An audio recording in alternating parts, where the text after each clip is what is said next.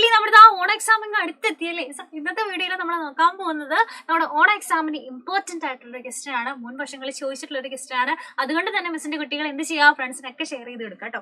അപ്പോൾ ആ ക്വസ്റ്റൻ എന്ന് പറയുന്നത് ഒരു പാസേജ് നമുക്ക് ഫസ്റ്റ് തരുന്നത് എപ്പോഴും പുറത്തുനിന്നൊരു പാസേജ് തരും. ഒരു കുട്ടി സ്റ്റോറിയോ അല്ലാന്നുണ്ടെങ്കിൽ ഒരു പോമോ ഒക്കെ തരും. അത് വായിച്ചിട്ട് മിസ്സിന്റെ കുട്ടികൾ എന്ത് ചെയ്യുക, അതിനെ ബേസ് ചെയ്തിട്ട് ചോദിച്ചിരിക്കുന്ന ക്വസ്റ്റ്യൻസിന് കറക്റ്റ് ആയിട്ട് ആൻസർ ചെയ്യുക എന്നുള്ളതാണ് നമ്മളോട് എപ്പോഴും ആദ്യം ചോദിക്കുന്ന ആ ഒരു ക്വസ്റ്റൻ എന്ന് പറയുന്നത്. ഫസ്റ്റ് നോക്കിക്കേടാ, റീഡ് ആൻഡ് ആൻസർ. വായിച്ച് നോക്കിയിട്ട് കറക്റ്റ് ആയിട്ട് നമ്മൾ എന്ത് ചെയ്യുക, ആൻസർ ചെയ്യുക കേട്ടോ. ഫസ്റ്റ് ക്വസ്റ്റൻ നോക്കിക്കേ, here is a story for you. ഇതാ ഒരു സ്റ്റോറിയാണ്. One day Dicky the dog was on his way home holding a bone in his mouth. അതായത് ഡിക്കി എന്ന് പറയുന്ന നമ്മുടെ ഒരു പട്ടിക്കുട്ടി, നായ്ക്കുട്ടി അല്ലേ.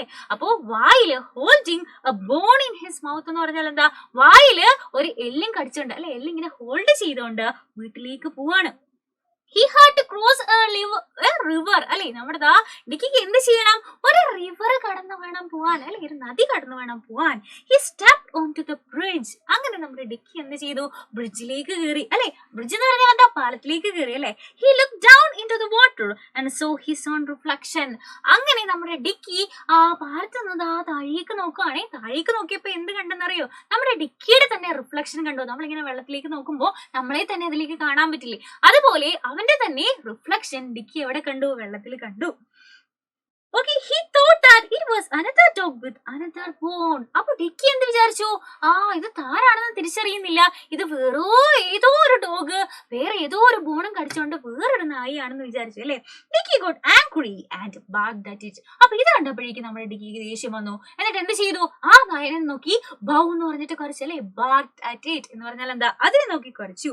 As he opened his mouth, the bone dropped into the water. അപ്പൊ ബാക്കിയുള്ള മറ്റേ നായനെ നോക്കിയിട്ട് കുറയ്ക്കാൻ നോക്കിയപ്പോഴേക്കും നമ്മുടെ ഡിക്കിയുടെ വായിലുണ്ടായിരുന്ന ആ ബോൺ എന്ത് ചെയ്തു, വെള്ളത്തിലേക്ക് പോയി. ഓക്കെ, അപ്പൊ നമ്മുടെ ഡിക്കി എന്ത് ചെയ്യാണ്, വായിൽ ഇങ്ങനെ ഒരു ബോണും വെച്ചോണ്ട് വരികയാണ്. അപ്പോഴാണ് ബ്രിഡ്ജിൽ കയറിയപ്പോഴേക്കും വാട്ടറില് ഡിക്കിയുടെ തന്നെ റിഫ്ലക്ഷൻ കണ്ടത്. വേറെ നായാണെന്ന് വിചാരിച്ചിട്ട് വായിൽ കടിച്ചു പിടിച്ചോണ്ടിരുന്ന ബോൺ ഓർക്കാണ്ട് ബൗ എന്ന് പറഞ്ഞ് ബാർക്ക് ചെയ്തു. അപ്പോഴേക്കും വായിലിരുന്ന ബോൺ എന്ത് ചെയ്തു, വെള്ളത്തിലേക്ക് പോയി. ഓക്കെ, അപ്പൊ ഇതാണ് നമുക്ക് തന്നിട്ടുള്ള ഒരു കുട്ടി പാസേജ് അല്ലെ. അപ്പൊ നമ്മൾ കൃത്യമായിട്ട് ഇത് വായിച്ച് മനസ്സിലാക്കി. ഇനി എന്ത് ചെയ്യണം, ആൻസർ ദ ഫോളോയിങ് ക്വസ്റ്റ്യൻ. താഴെ തന്നിട്ടുള്ള ക്വസ്റ്റ്യൻസ് ആൻസർ ചെയ്യണം. ഫസ്റ്റ് ക്വസ്റ്റ്യൻ നോക്കിക്കേടാ, what was Dicky holding in his mouth. എന്താണ് നമ്മുടെ ഡിക്കി അവന്റെ വായിൽ കൊണ്ടുവന്നത്, ഹോൾഡ് ചെയ്തിരുന്നത്? a chick, a bone, a toy. എന്താണ് ചിക്ക് എന്ന് പറഞ്ഞാൽ എന്താ, ഒരു കോഴിക്കുഞ്ഞാണോ, ഒരു ബോൺ ആണോ, ഒരു ടോയ് ആണോ? നമ്മൾ കൃത്യമായിട്ട് പറഞ്ഞു അല്ലെ. ഡിക്കി എന്ത് ചെയ്യാണ്, on his way holding a bone അല്ലെ. അവന്റെ വായിൽ ഒരു ബോൺ ആണ് ഹോൾഡ് ചെയ്തിരുന്നത് അല്ലെ, ബോൺ ആണ് ഹോൾഡ് ചെയ്തിരുന്നത്. അപ്പൊ നമുക്ക് എന്ത് പറയാം, a bone. Okay, a bone. Next question നോക്കിക്കേടാ, on his way Dicky had to cross a dash. വീട്ടിലേക്ക് പോകുന്ന വഴി ഡിക്കിക്ക് എന്തോ ക്രോസ് ചെയ്യേണ്ടി വന്നു അല്ലെ. എന്തായിരുന്നു അത്, റിവർ ഫീൽഡ് ആണോ അതോ റോഡാണോ? നമ്മൾ പഠിച്ചു എന്താണ്, റിവർ ആണോ ഫീൽഡ് ആണോ റോഡാണോ? നമ്മൾ പഠിച്ചു എന്താണ്, റിവർ അല്ലെ. ഒരു നദിയാണ് ക്രോസ് ചെയ്യേണ്ടി വന്നത്. റിവർ. അടുത്ത നോക്കിക്കേ, what did Dicky see in the water. Dicky എന്താണ് വെള്ളത്തിൽ കണ്ടത്? What did Dicky see in the water? A fish, his own reflection, a moving boat. ഫിഷിനെ ആണോ, അവന്റെ തന്നെ റിഫ്ലക്ഷനെ ആണോ, ഒരു മൂവിംഗ് ബോട്ടാണോ? നമ്മൾ കൃത്യമായിട്ട് പറഞ്ഞു എന്താണ്, ഹിസ് ഓൺ റിഫ്ലക്ഷൻ ആണ് അല്ലെ. His own reflection, his own reflection ആണ് എവിടെ കണ്ടത്, വെള്ളത്തിൽ കണ്ടത്. ഓക്കെ, അടുത്ത question നോക്കിക്കേടാ, pick out the word which means fell down from the story. fell down, താഴേക്ക് വീണു എന്നർത്ഥം വരുന്ന വേർഡ് സ്റ്റോറിയിൽ നിന്ന് കണ്ടെത്തുക.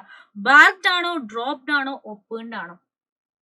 fell down എന്നർത്ഥം വരുന്ന വാക്ക് ഇതാണ്. barked ആണോ, dropped ആണോ, opened ആണോ? നമുക്കറിയാം യെസ്, dropped എന്ന് പറഞ്ഞാൽ എന്താ, വായന്ന് താഴെ പോയി, അല്ലെങ്കിൽ fell down അല്ലെങ്കിൽ താഴേക്ക് പോയി, fell down എന്നാണ് അർത്ഥം അല്ലെ. അപ്പൊ DROPPED, dropped എന്നുള്ളതാണ് ഇതിലെ കറക്റ്റ് ആയിട്ടുള്ള ആൻസർ.